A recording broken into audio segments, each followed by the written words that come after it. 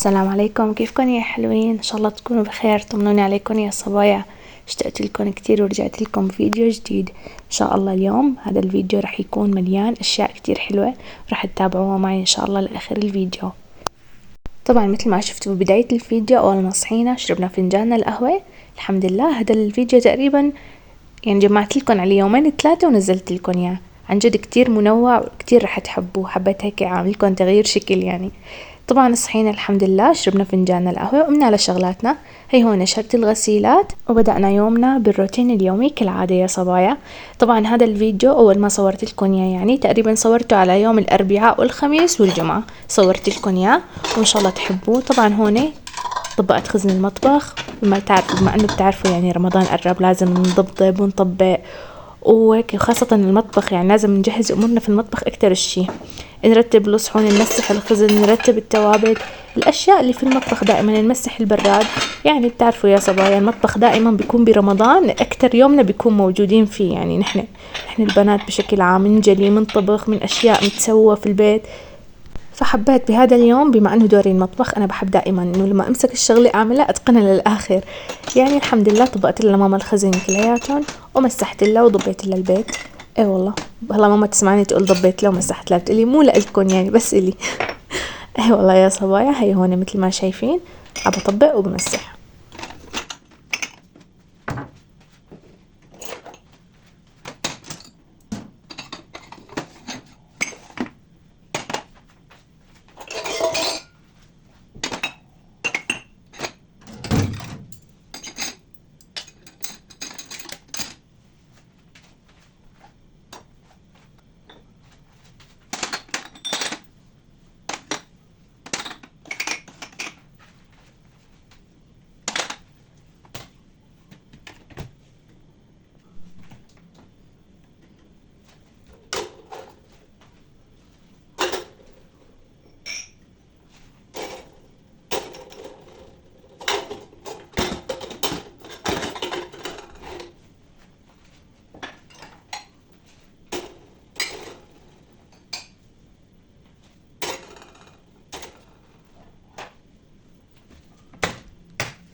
طبعا لا تنسوا أنا حكيت لكم أكتر شغلة بحبها في البيت هي ترتيب المطبخ يعني والجليات. طبعا يعني ما عدا شغلات رمضان، الله يعيدوا علينا وعليكم يا رب كل خير. سبحان الله رمضان بيكون غير شكل، يعني إذا واحد بده يشرب كاسة مي وكاسة سوس وكاسة عصير، وإذا كانوا مثلا مثلنا نحن يعني الله يحمينا 8 أشخاص بدك يطلع لك شي 40 كاسة بس كاسات هي. طبعا ما عدا الصحون والطناجر والقصص اللي بتطلع في المطبخ. يا رب الله يبلغنا اياه وياكم ان شاء الله بكل خير وصحة وعافية يا رب. هي هون يا صبايا انا حبيت اعملهم لاهلي من زمان، طبعا هي من كم يوم تقريبا مو يعني جديدة، عملت لهم اياها. هي كانت بالفواكه، كانت نزلت ترند يعني. إيه طبعا انا عملتها قبل هالمرة بس رجعت حبيت اجربها لانه هو ترند قديم. بس الحمد لله كانت طيبة كتير، وهيك بتحسوها يعني طيبة مع الفواكه والنوتيلا والكيك. والله يا صبايا. وهي هون اللحظة المنتظرة طبعا، بما انه شفتوا عنوان الفيديو انه حفلة تخرجنا. الحمد لله نحن الحمد لله تخرجنا من الجامعة انا واخواتي، انا واختي، وفي عندي تنتين لسه ما تخرجوا. الحمد لله رب العالمين خلصنا جامعة.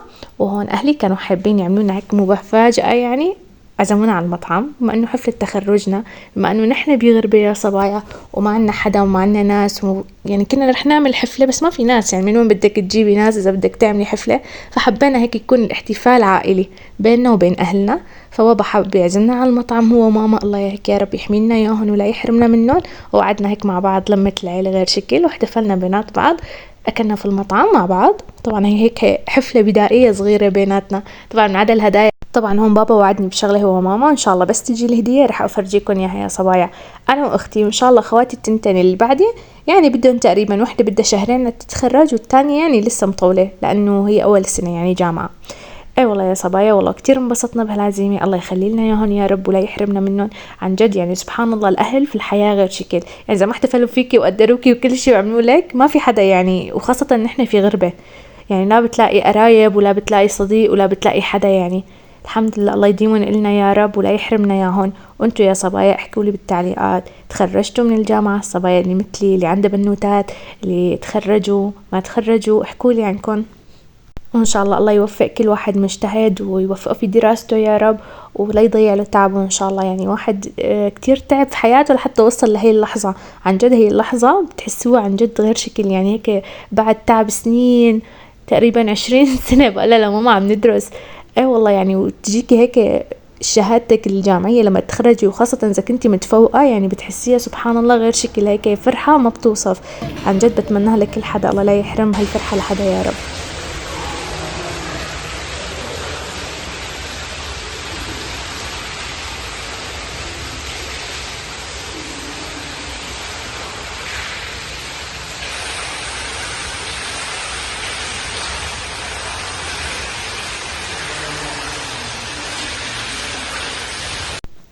هاي يا صبايا، بعد ما خلصنا الحمد لله غدا، طلعنا على المول، قلنا نتمشى. يعني بتعرفوا بعد واحد ما يتغدى بحب هيك يتمشى ويغير جو.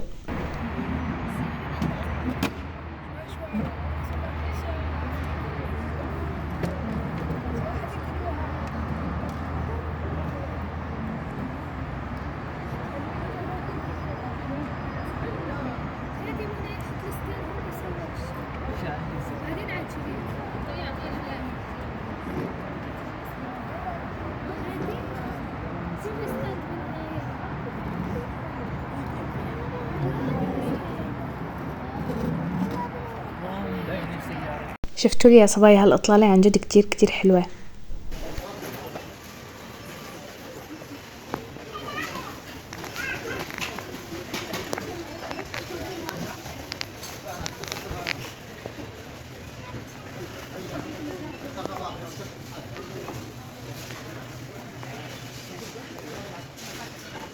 طبعا يا صبايا هي هون بصمة الهرم.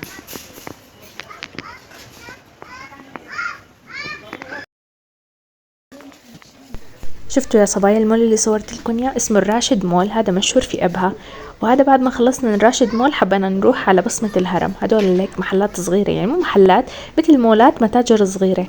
ايه نتمشى هون لاني كلهم اماكن يعني تقريبا كلها جنب بعضها وكلها بتشبه بعضها. يعني واحد ما بيكفيه مكان واحد، لازم يمشي مكان لمكان ويتفرج على الاشياء اللي نازلة. شوفوا لي فوانيس رمضان، عن جد كتير حبيتهم لفوانيس رمضان. مين صبايا هيك اشتريت زينة رمضان وتهيأت؟ انا لسه والله ما اشتريت، بس ان شاء الله رح اشتري وافرجيكم اياهم ان شاء الله في فيديوهات الجاية. هاي صورت لكم الاكسسوارات، يعني مطلية في الذهب. مين صبايا هيك بحب الاكسسوارات؟ انا روح قلبي انه خواتي الاكسسوارات، هيك الخواتم من الاشياء الحلوة يعني. بس طبعا يعني صح مطلية بالذهب، بس بقول ماما الذهب احلى. انا مين بحب الذهب اكتر ولا الاكسسوارات؟ انا من رايي الشخصي بحب الذهب اكتر من الاكسسوارات. يعني اوكي الاكسسوارات حلوه لاشياء واشياء، يعني لملابس مثلا واشياء تانية، لكن انه الذهب بيكون غير هيك. الله يرزقنا يا رب ويرزقكم نشتري ذهب. يعني سبحان الله غريزة بكل النسوان انه يكون هيك بحبوا الذهب. يعني ما بشوف انه قليل نسوان اشوفهم ما بحبوا الذهب. هيك كلياتنا سبحان الله بنحب هيك الذهب، بتحسي لما بنشوفها قولت ماما عقلنا بالذهب. الله يرزقنا ان شاء الله ويرزقكم ونشتري ذهب. اي والله يا صبايا، وخلصنا من بصمة الهرم وطلعنا الحمد لله، خلصنا بعض الاشياء اللي اشتريناهن. طبعا عم نشتري لرمضان شوي شوي، كل اسبوع بننزل مرة. اي والله يا صبايا بنعبي السلة ونشتري للبيت، هو لرمضان، هو إلنا كعائلة. ايه ونتسلى ونتمشى الحمد لله رب العالمين.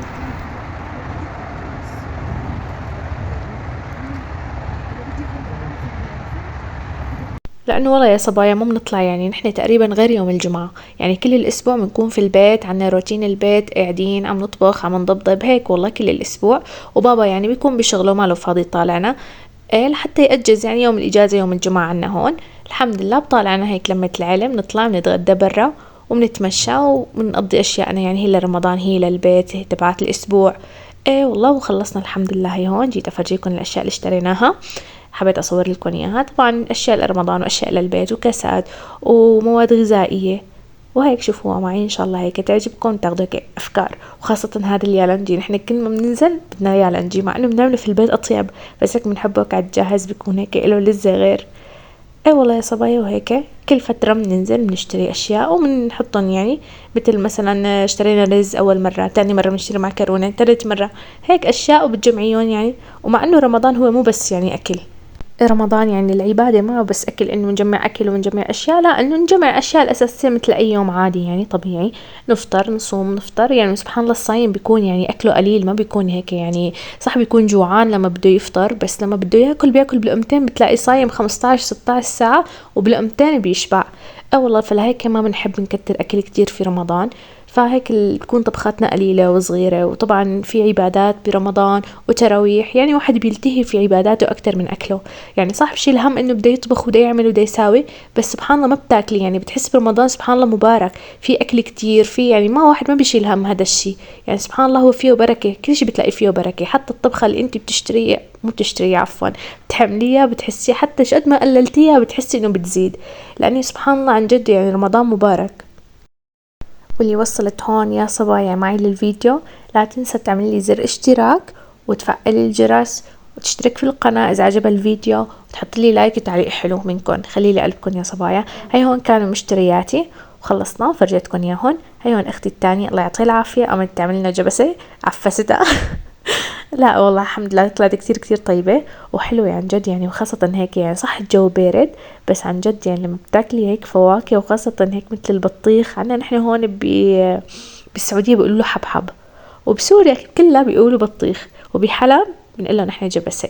جبسة نحن مميزين. ايه والله ففرمتنا هالجبسة اكلناها وكانت كتير كتير طيبة. اشتهتكم فيها يا صبايا عن جد كتير كانت حلوة وباردة وغير شكل. والصبايا اللي عم بتتابعني واللي داخله جديد على قناتي، احكوا لي صبايا انتوا ايش بتسموها عندكم يعني بلهجتكم؟ هلا في كتير لهجات، منهم بنعرفها ومنهم لا، بس يمكن الاكثر بسموها بطيخ. اي والله يا صبايا. وهاي كان يومنا الحمد لله رب العالمين. وخلي لي قلبكم لا تنسوا لي زر الاشتراك، تشتركوا بالقناة وتفعلوا الجرس إذا كنتوا جداد، ولا كنتوا مثلا عم بتشاهدوني وما يعني ما فعلتوا الجرس. عن جد كتير الشغلة هي كتير بتفيدني، وخاصة بما أنه أنا أول يعني بدايتي في القناة، فبدي أحقق الشروط أهم شي. فبتمنى تساعدوني، خلي لي قلبكم وهيك لا تحرموني تعليقاتكم الحلوة ولايكاتكم الحلوة. طبعا يا صبايا لهون بكون خلص الفيديو، وإن شاء الله يكون يعجبكم. وهيك لا تنسوا لي اللايك، خلي لي قلبكم والاشتراك. وإن شاء الله هيك انتظروني في فيديوهات جديدة لرمضان وتجهيزات رمضان. وإن شاء الله الله يعيدوا علينا وعليكم يا رب كل خير. شوفوا لي هالجبسات شلون، عن جد اشتهتكم تدوقوهم، كتير كتير حلوين وطيبين. اي والله يا صبايا. وإن شاء الله بشوفكم في فيديوهات جديدة. استودعتكم الله ومع السلامة يا حلوين. طبعا هي هون بعد الجبس نسيت أقولكم إنه قعدنا نشوف هالمسلسل. عن جد هذا مسلسل كتير حلو اسمه أغنية الحب، تابعوا إذا تابعتوا طبعا. خبروني. ايه والله بالسهرة.